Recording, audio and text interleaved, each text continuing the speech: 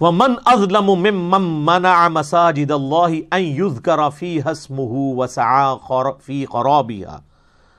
یہ بڑی امپورٹنٹ آیت ہے 114 نمبر سورۃ البقرہ کی. یہ آلموسٹ سمجھ لیں ہر مسجد کی سٹوری ہے تو یہ مسجد حرام کے بارے میں نازل ہوئی ہے.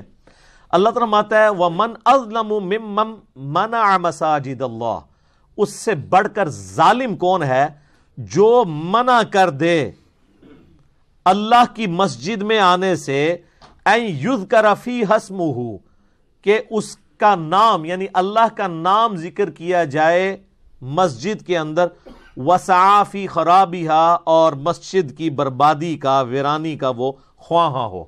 یہ بات مشرکین عرب کو ہو رہی ہے جنہوں نے مسلمانوں کے اوپر بین کر دیا تھا کہ وہ حرم مکہ کے اندر آ کے نماز ادا کریں یا اللہ کا ذکر کریں.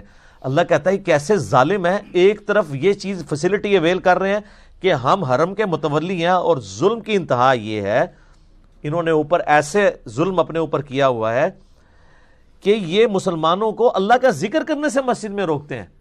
تو دراصل یہ مسجد کی ویرانی چاہ رہے ہیں. جب آپ کسی کو مسجد میں ذکر نہیں کرنے دیں گے تو مسجد کی آبادی جو ہے وہ مسجد میں ایئر کنڈیشن لگانے سے یا زیادہ ٹوٹیاں لگانے سے یا خوبصورت قالین بچھانے سے ہوتی ہے یا نمازیوں سے؟ تو مسلمانوں کو اللہ کا ذکر کرنے سے روکتے تھے. تو اللہ تعالیٰ فرماتا ہے اس سے بڑا کوئی شخص ظالم نہیں ہو سکتا جو مسجد میں اللہ کا ذکر کرنے سے روکتے. اب اس کا کیا مطلب ہے؟ آج بھی کوئی مسلمان، کوئی مولوی، کوئی دین کا ٹھیکیدار آپ کو مسجد میں نماز پڑھنے سے، اللہ کا ذکر کرنے سے، ایون حلقہ بنا کے درس قرآن کرنے سے بھی نہیں روک سکتا. درس قرآن کرنا بھی تو اللہ کا ذکر ہے. تو سر کسی مسجد میں آپ کر کے بتائیں، آپ نمازیوں کو درس نہ دیں امام کی جگہ پہ کھڑے ہو کے، سارے نمازی چلے جائیں، آپ اپنے 2-3 دوستوں کو لے کے بیٹھ جائیں اور ترجمے والا قرآن کھول کے آپس میں کریں. تو اب مولوی کو کس چیز کی پیڑ ہے؟ پہلے تو تھا میری پوسٹ چھن رہی ہے، کیونکہ وہ کہتا ہے میں نے درس دینا ہے، اسی لیے آپ کو رمضان میں اس نے قابو کیا ہوتا ہے. فجر میں بھی درس، ظہر میں بھی درس، عصر میں بھی درس، مغرب میں بھی، عشاء میں بھی. اور اعتکاف والوں کا تو ایسا بینڈ بجا ہوتا ہے بیچارے، وہ کہتے ہیں ہم بیٹھے اعتکاف تھے، ادھر ان کے درس بھگتنے پڑ رہے ہیں ہمیں. چلو ایک درس دو، وہ بھی کہتے ہیں پورے سال دی کسر کٹا کے کتنے سو. لیکن ایک بندہ امام مسجد کی پوسٹ پہ نہیں بیٹھا ہوا، اس نے عام نمازیوں کی طرح نماز ادا کی ہے. سارے نمازی چلے گئے، جوتیاں بھی خالی ہو گئیں، مسجد کی لائٹیں بھی آف ہو گئیں. اب 2-3 دوست بیٹھ کے قرآن سرکل ایک بنا دیتے ہیں. آپ کا کیا خیال ہے مسجد میں ایسے کو کرنے دے گا؟ تو مجھے بتائیں مشرکین عرب جو نبی علیہ السلام کو حرم میں نہیں نماز پڑھنے دیتے تھے، ان میں اور ہمارے علماء میں کیا فرق ہے؟ کیا وہ وہاں چندے کی اپیل کر رہے ہیں؟ کیا وہ آپ کے نمازیوں کو کوئی درس دے رہے ہیں؟ وہ تو خود بیٹھے ہوئے نا. نمازیوں کو تو تب ہونا جب آپ سلام پھیرے تو کہنا مولوی صاحب سائڈ تو میں درس دینا ہے، پھر تو گل ٹھیک ہے. اور جو مسجدوں میں لکھ کے انہوں نے لگایا ہوتا ہے کہ امام مسجد کی اجازت کے بغیر کوئی درس نہیں دے سکتا، نہ چندہ اکٹھا کر سکتا ہے. یہ بھی لکھا ہوتا ہے، جہاں سیانے نے نا وہ، اور یہ بھی لکھا ہوتا ہے ساتھ. تو وہ نہ درس دے رہے ہیں نمازیاں نو اور چندہ بھی اکٹھا نہیں کر رہے ہیں. ان کیڑی تم تکلیف ہے؟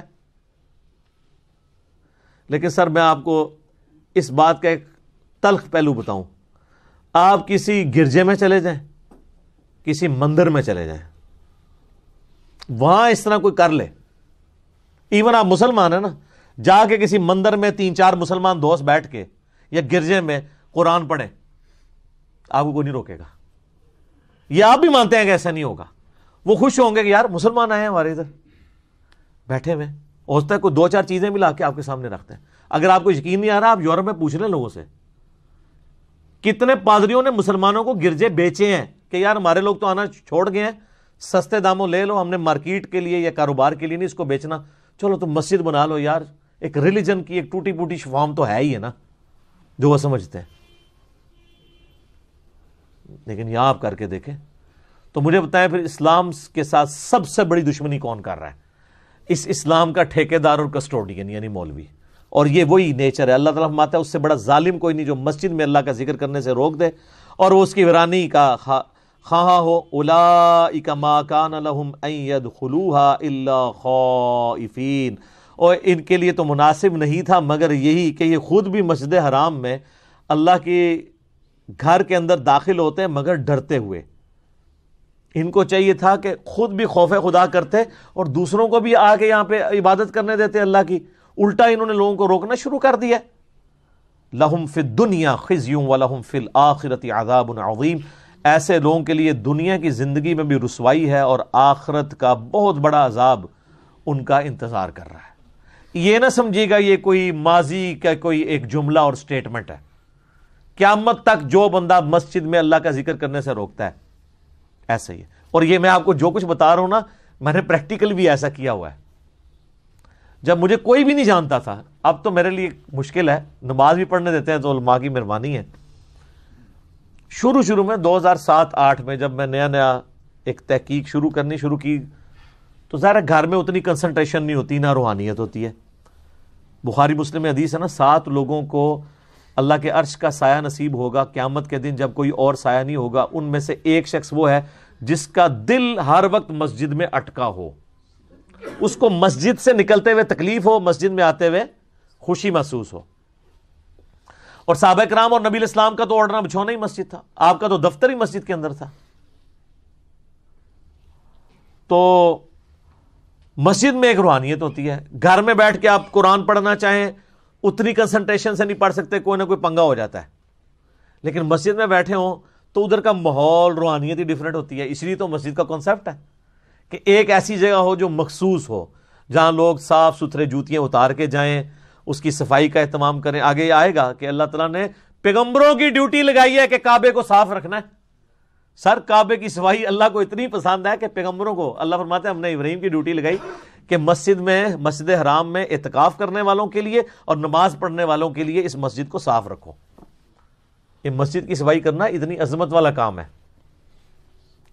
تو 2007-8 کی بات ہے, اسلام آباد کی ایک مسجد میں نا I-10 کے اندر ہم صرف ٹوٹلی 2 یا 3 بندے, کبھی 3 کبھی 2, 3 یا 2 بندوں سے یار تکلیف ہو سکتی کسی کو.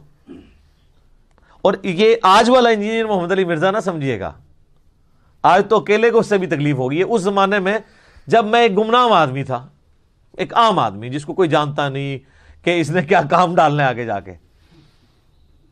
تو نہ ہماری عادت ہوتی تھی کہ ہم نہ زیادہ وقت مسجد میں گزاریں. صحابہ کی ایک سنت ہے فجر سے اشراق تک بیٹھنا اور عصر سے مغرب, بلکہ عصر سے عشاء تک بیٹھنا. نبی الاسلام تو کئی بار مغرب سے عشاء مسلسل نوافل ہی پڑھتے تھے, مسجد میں ہی رہتے تھے. تو مسجد میں رہنے سے کنسنٹریشن مل جاتی ہے, ماحول بھی ہوتا ہے. تو ہم نے عصر یا مغرب کے بعد نا یعنی اپنا لیپ ٹاپ مسجد میں ساتھ لے جانا اور قرآن کا ترجمہ, صرف قرآن کا ترجمہ, کوئی تفسیر نہیں, کوئی لیکچر نہیں, عربی امام کعبہ کی آواز میں اور ترجمہ وہ فتح محمد جلندری صاحب کا, مراج الدین خان صاحب کی آواز میں, بڑا سوز و گداز والا.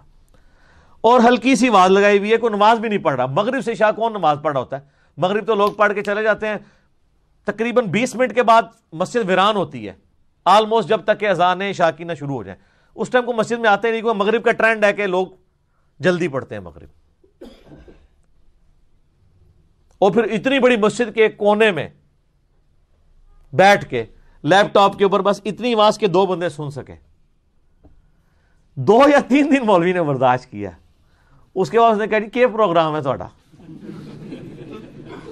کیڑے چکر ہی چو. یار چکر ہے یار, چکر تو کوئی نہیں ہے, بیٹھے ہوئے ہیں. وہ کہتے نہیں اٹھے ادھر سے.